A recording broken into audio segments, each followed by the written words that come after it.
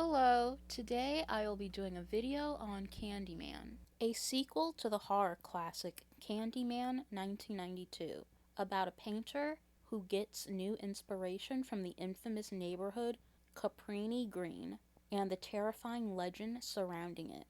I don't want to give too much of the plot away because it's very basic and straightforward to the point where I'd basically be spoiling half the movie. When the trailers first came out, I wasn't too impressed, but I was still looking forward to watching it because I did love the original. And it ended up meeting my expectations.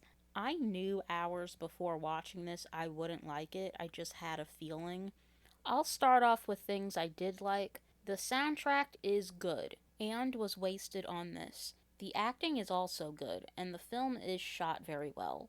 Almost too well. And I say that because the first movie was very gritty and dirty and dreadful to look at.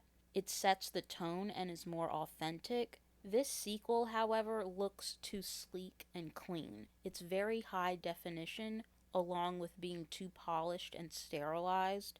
And to be honest, the way it's shot, it's the same aesthetic as every other black horror movie that's come out recently. The original is far scarier no matter how many times I've watched it. There were puppets that reenacted flashbacks and storytelling in this, and that was creepier than the actual kills.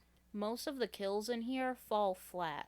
Anytime anyone died, no matter how gruesome it was, I ended up feeling nothing. I didn't care about anyone in this movie.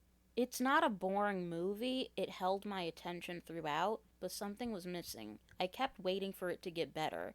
I was giving it a chance. The best scenes were the ones that took place in the girls' high school bathroom, and the last scene in the movie involving the cops. Although that did feel kinda on the nose, given the times we're in.